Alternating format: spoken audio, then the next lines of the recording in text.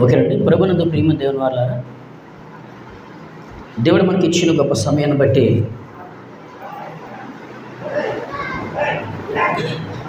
కొన్ని వారాల బట్టి వాక్యాంశాన్ని మనందరం కలిసి వాక్య ఆధారంగా నేర్చుకుంటున్నాం. విశ్వ ప్రపంచములో క్రైస్తవులకు ఏది మేలు,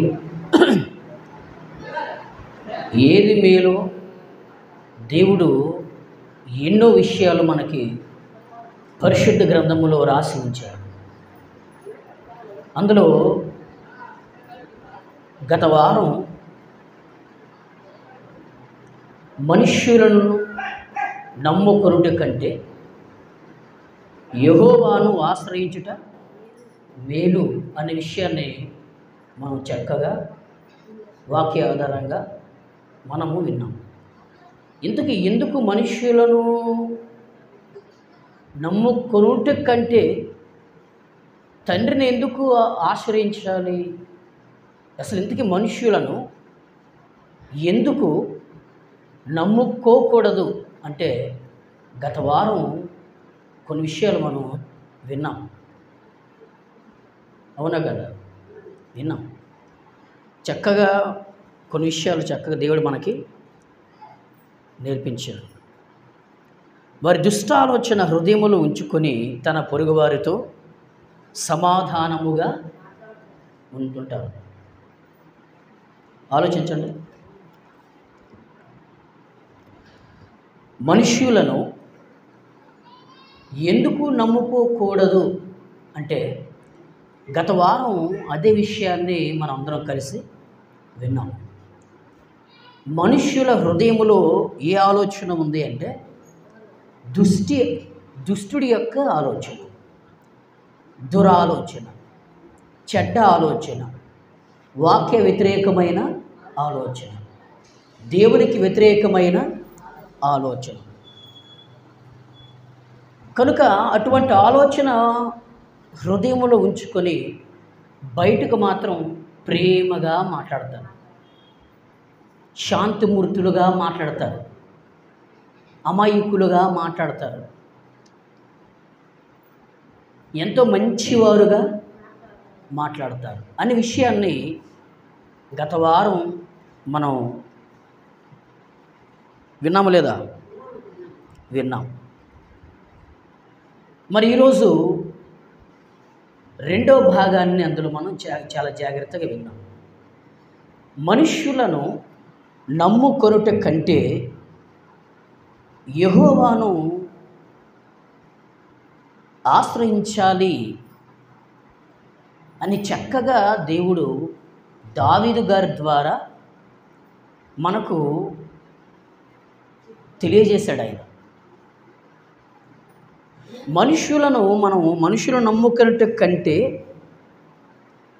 మనుషులను నమ్ముకొనుట కంటే అన్నాడు బైబిల్లో.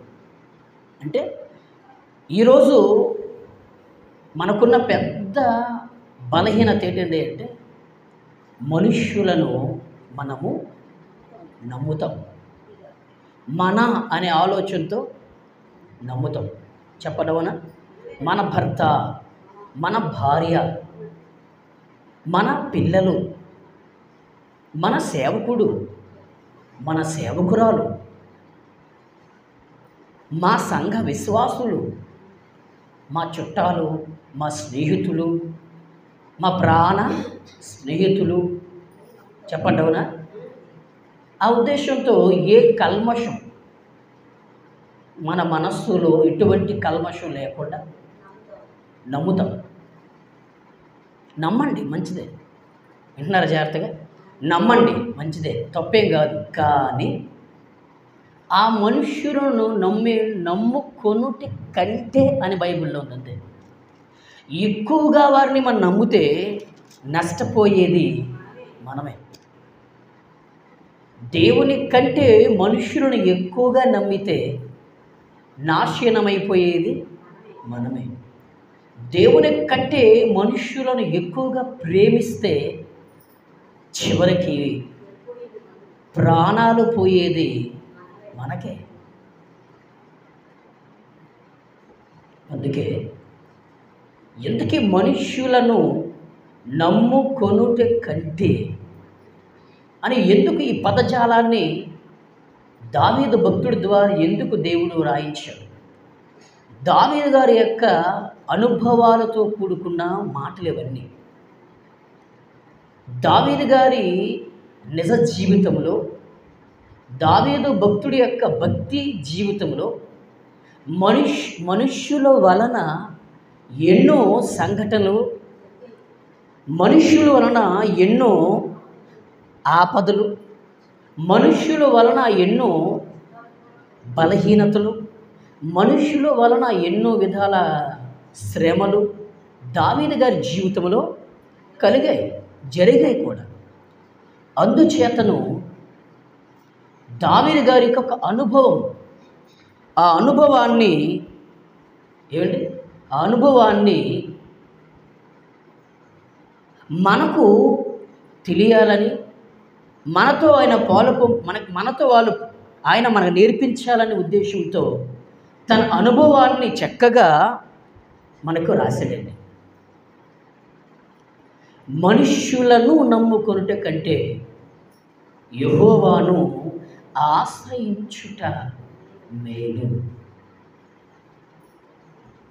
ఈ వచనములో రెండు పదాలు మనకు కనబడుతున్నాయి. జాగ్రత్తగా మనసు పెట్టి ఆలకించాలి. ఈ వచనములో రెండు పదాలు మనకు చాలా బలంగా సాక్షిస్తున్నాయండి. ఏంటంటే అంటే మనుష్యులను నమ్ముకొనుట కంటే ఒకటి, రెండు యెహోవాను ఆశ్రయించుట మనకు మేలు. అదండి. మళ్ళీ మనుష్యులను నమ్ముకొనుట కంటే అదొక పదము, రెండవది యెహోవాను ఆశ్రయించుట మేలు అనేది. ఈ రెండు పదాలు మనకి చాలా బలముగా సాక్ష్యమిస్తున్నాయి.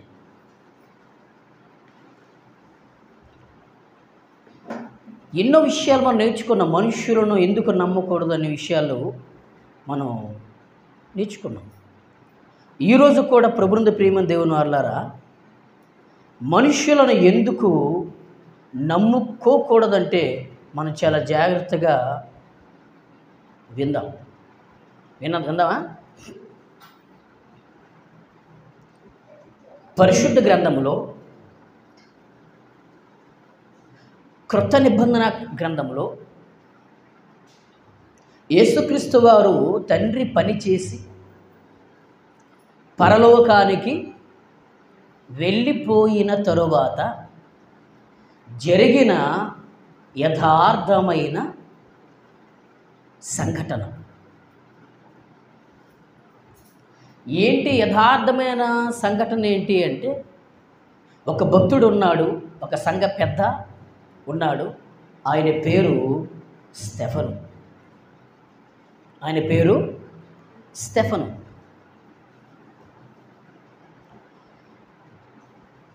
ఆయన ఏం చేశాడండి అంటే, సువార్తను నమ్మకముగా, న్యాయబద్ధముగా, యథార్థముగా, చక్కనైన రీతిలో, చక్కనైన పదజాలాన్ని ఉపయోగించి చాలా చక్కగా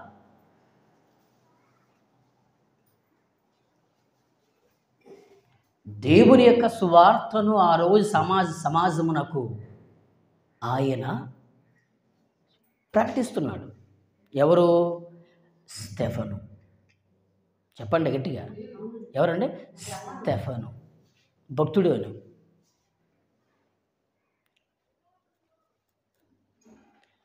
అబ్రహాము గారి కాలము నుండి యేసుక్రీస్తు వారి కాలము వరకు ఎంతోమంది భక్తులను ఆదర్శవంతులుగా తీసుకొని, ఎంతోమంది భక్తుల యొక్క భక్తి జీవితాన్ని స్వార్థపరంగా స్టెఫను గారు అంత చక్కగా ప్రకటిస్తున్నప్పుడు ఏం జరిగింది తెలుసా? స్టెఫను సువార్త ప్రకటిస్తున్నప్పుడు సువార్త వింటున్న కొన్ని వందల మంది, అందులో ప్రాముఖ్యమైన వారు ఎవరయ్యా అంటే శాస్త్రులు, పరిసయ్యులు, సద్దూకయ్యులు, ప్రధాన యాజకులు, ఇంకా అతి ప్రాముఖ్యమైన వ్యక్తి ఎవరంటే సౌలు. వీరందరూ కూడా ఈయన సువార్త ప్రకటిస్తున్నప్పుడు చాలా జాగ్రత్తగా వింటూ చివరికి ఎంతమంది అయితే పరిశుద్ధాత్మ దేవుని విషయంలో అక్కడున్న పెద్దలందరూ కూడా పరిశుద్ధాత్మ దేవుడి విషయంలో అక్కడున్న పెద్దలు దూషించే విధంగా మాట్లాడుతున్నారు. పరిశుద్ధాత్మ దేవుని దూషిస్తున్నప్పుడు స్టెఫను గారు ఓర్వలేకపోయారు, తట్టుకోలేకపోయారు. చాలా గట్టిగా స్టెఫను గారు హెచ్చరించారు, గద్దించారు.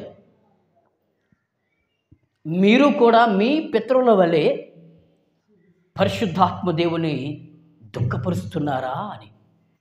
ఆ మాట తప్పేండి? దేవుణ్ణి దూషిస్తున్నప్పుడు మీరు దేవుని దూషిస్తున్నారా? మీరే కాదు, మీ తాత ముత్తాతలు, మీ తల్లిదండ్రులు, మీ కుటుంబ సభ్యులు కూడా దేవుని దూషించేవారే. వారిలాగా సేమ్ మీరు కూడా దేవుణ్ణి దూషిస్తున్నారా అని అన్నాడంతే. అలాగనేసరికి మనుష్యులను ఎందుకు నమ్మొద్దన్నాడో మీకు ఉదాహరణ చెప్తున్నాను మీకు. అయితే స్టెఫను గారి జీవితంలో ఏమైందంటే, వాస్తవాన్ని ప్రకటించినప్పుడు, ఉన్నది ఉన్నట్టుగా చెప్పినప్పుడు అక్కడున్న కొంతమంది ప్రజలు స్టెఫనుని రాళ్ళతో కొట్టి చంపేశారండి. ఏం చేశారండి? స్టెఫనును రాళ్ళతో కొట్టి చంపేశారు. అబద్ధం ఆడుకుని చెప్పండి, మనిషిని చంపే హక్కు ఎవరిచ్చారు?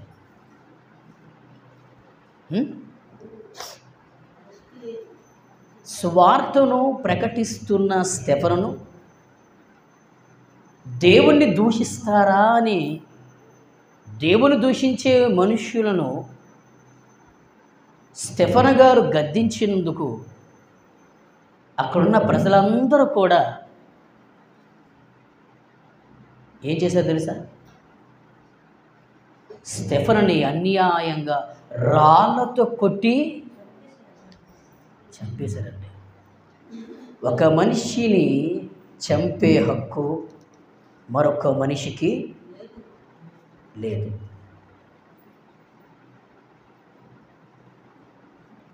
దీన్ని బట్టి నాకు అర్థమయ్యేది ఏంటండి అంటే, తండ్రి అయిన దేవుడు దావీదు గారి అనుభవములో నుండి మనకు నేర్పుతున్న పాఠాలు, ఆత్మీయ పాఠాలు ఏంటండి అంటే, ఎందుకు అసలు మనిషిని ఎందుకు నమ్మొద్దు అంటే, మనిషి తలుచుకుంటే, వినండి, మనిషి తలుచుకుంటే మనిషిని అన్యాయముగా చంపేస్తారు.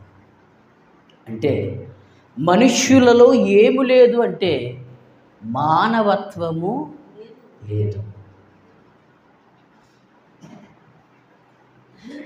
మనుష్యులలో మానవత్వము లేదు కనుకనే దావీదు గారు మీరు మనుష్యులను నమ్మద్దు అనేసాడు. ఇప్పుడు అర్థమైంది మీకు? మనుష్యులను ఎందుకు నమ్మొద్దు అంటే, మనుష్యులలో ఏమి లేదయ్యా అంటే మానవత్వమే లేదు. అంటే మానవత్వము అనే పదానికి అర్థం ఏంటండి అంటే, ఏది మంచో ఏది మంచిది కాదో తెలియని మనస్తత్వము కలిగిన వారే మానవత్వము లేనివారు. స్టెఫను అన్నాడు, ఓకే, స్టెఫను అలా అనడానికి గల బలమైన కారణం మేమే కదా, అంతే కదా. పరిశుద్ధాత్మ దేవుణ్ణి దుఃఖపరిచే మాటలు మేము ఆడుతున్నాము, స్టెఫనులో ఉన్న పరిశుద్ధాత్మను మేము దూషిస్తున్నాము. అందుకే మా మీద స్టెఫనుకి కోపం వచ్చింది, మమ్మల్ని ఆయన గద్దించాడు. అయితే మాలో మేము చేసింది పొరపాటే అని ఆలోచించవలసిన మనుషులు, అర్థం చేసుకోవలసిన మనుషులు, తెలుసుకోవలసిన మనుషులు స్టెఫను గారి మాటలను అపార్థం చేసుకొని స్టెఫనుని రాళ్ళతో కొట్టి అన్యాయముగా చంపేశారండి. అంటే మనుష్యులలో ఆ రోజు ఏమి లేదు అంటే చెప్పండి, మానవత్వము లేదు. అంటే ఏది మంచిది కాదు అని ఆలోచించే గుణమే లేనివారే మానవత్వము లేనివారు. ఆలోచించండి జాగ్రత్తగా, అవునా కాదు? మత్తయి సువార్త 10వ అధ్యాయము వచనము 17 ఏమని తెలుసా? ప్రభునందు ప్రియమైన దేవుని వారల, మత్తయి సువార్త 10వ అధ్యాయము వింటున్నారా మీరు? 10వ అధ్యాయము వచనము 17లో ఏముందంటే ప్రియులారా, మనుష్యులను గూర్చి జాగ్రత్త పరుడి అని బైబిల్. ఎవరిని గూర్చి? గట్టిగా, మనుష్యులను గూర్చి జాగ్రత్త అని ఎవరు చెప్పారు తెలుసా? సాక్షాత్తు మన ప్రభువైన యేసుక్రీస్తు వారు చెప్పారండి. ఎందుకు ప్రభువా మనుష్యులను గురించి మేము ఎందుకు జాగ్రత్త పడాలి అంటే, మనుష్యులలో మానవత్వం చచ్చిపోయింది. మనుష్యులలో మానవత్వానికి విలువ లేకుండా పోయింది. మనుష్యులలో మానవత్వానికి చోటే లేదు. పగలతోనూ, కక్షలతోనూ, ఈర్ష్యా స్వభావాలతోనూ, ద్వేష భావాలతోనూ, కడుపు మంటలతోనూ రగిలిపోతూ, స్వార్థాలతోనూ కుళ్ళిపోతూ, చివరికి హంతకులుగా మారిపోతున్నారు. కనుక వారిలో మానవత్వమే సమాధి అయిపోయింది. అందుకే మనుష్యులను గూర్చి మీరు జాగ్రత్త పడండి అని యేసుక్రీస్తు వారు అంత చక్కగా మనకు చెప్పేశాడండి.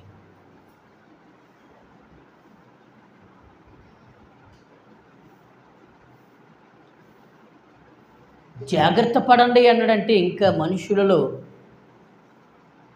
వారి రెండవ రూపాలు ఎన్నున్నాయి చూడండి. మొదటి రూపం, పై రూపం చూస్తున్నాం మనం. అంటే బయటికి హాయ్ అంటున్నారు, హలో అంటున్నారు, కానీ లోపట మాత్రం భయంకరమైన, క్రూరమైన తోడేలు లాంటి స్వభావాలే. మనిషిని ప్రేమించలేని మనస్తత్వాలే.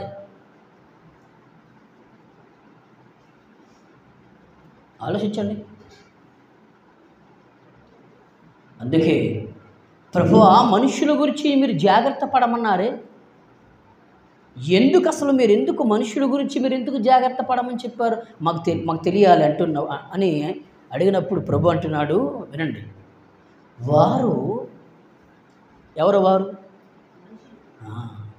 మానవత్వము సమాధి చేసుకున్న మనుషులు, మానవత్వానికి చోటు లేని మనుషులు, దుష్ట స్వభావముతో, దుష్ట ఆలోచనతో ప్రతిరోజు రగిలిపోతున్నవారు.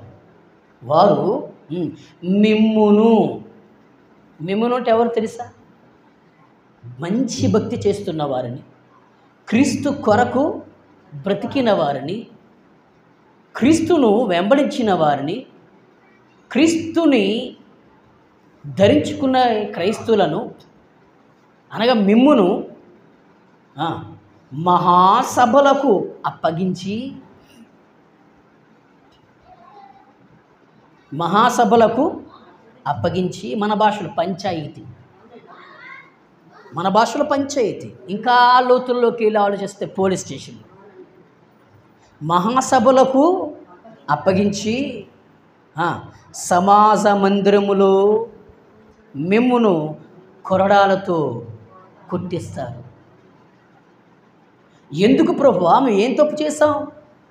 మీరు ఏ తప్పు చేయకపోయినా, మీరు చేసింది మంచి పని అయినా, మీరు నడిచేది మంచి బాట అయినా, మీరు చెప్పేది మంచి మాటలైనా, అవునా, దుష్టాలోచనతోనూ దుర్బుద్ధితోనూ పగలతోనూ కక్షలతోనూ రగిలిపోతున్న మనుషులలో మానవత్వం లోపించి, మానవత్వం లేనివారుగా వారు ప్రవర్తించి, చివరికి ప్రభునందు ప్రియమైన దేవుని వారలారా ఏమవుతున్నారు తెలుసా?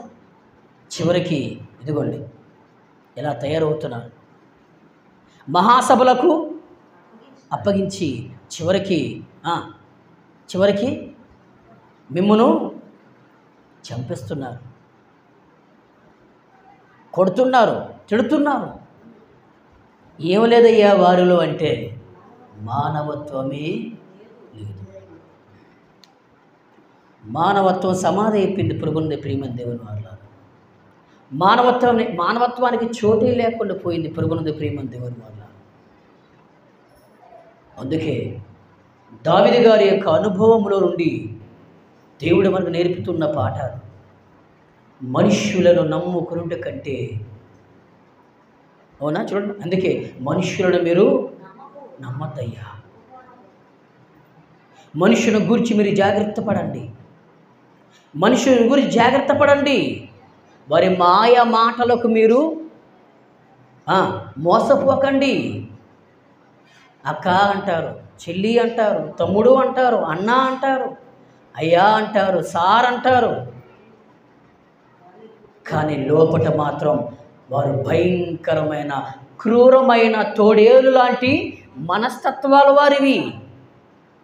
అవసరమైతే తేనెలా మాట్లాడతారు, అవసరం తీరిపోతే తేలిలాగా కొడతారు. వినండి, అవసరమైతే తేనెలాగా మాట్లాడతారు, అవసరము తీరిపోతే తేలి ఆ తేలిలాగా కొడతారు.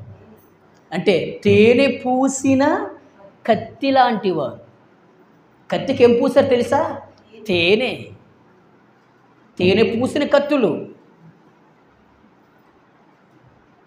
అందుకే జాగ్రత్త పడదాం ప్రియులారా. వారా ఇంటిలో వారైనా సరే, వినండి, ఇంటిలో ఉన్నవారైనా సరే, బంధువులైనా సరే, ఇరుగు పొరుగు వారైనా సరే. ఇప్పుడు ఇంకా లేటెస్ట్ ఏంటండి అంటే, దేవుని నమ్ముకున్నవారు మరింత అసలు నమ్మకూడదు. ఇంకో విషయం చెప్పనా, సత్యం అనుకుంటున్నవారు, సత్యంలో బ్రతుకుతున్నవారు అస్సలు నమ్మకూడదు. గుండెను తీసిన బంటి, మన గుండెను కూడా ఆగేస్తారు వాళ్ళు. ఎలా? చేతులు ఆగేస్తారా ఏంటి? మరి మన గుండె ఉంది లోపల, చేతులు ఆగేస్తారు వాళ్ళు? కాదు, వారి మాటలతో, వారి చేష్టాలతో, వారి ప్రవర్తన తీరుతో. నిజమే అండి. అందుకే మనుష్యులను మీరు నమ్మద్దయ్యా,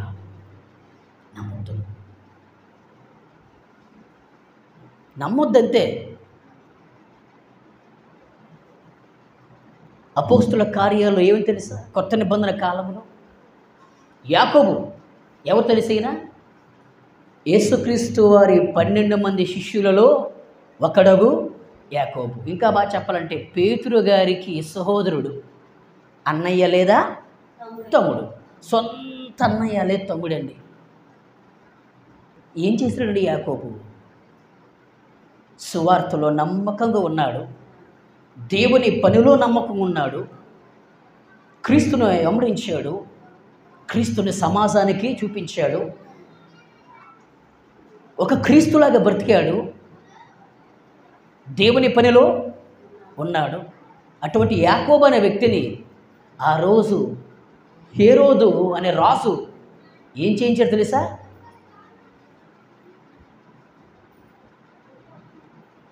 ఆ యొక్క సువార్త ప్రకటిస్తున్నప్పుడు వాళ్ళు ఆ వీధులు అంటూ వెళ్తున్నప్పుడు పేతురు యాకోబులు వెంటనే ఇద్దరినే పట్టుకున్నారు.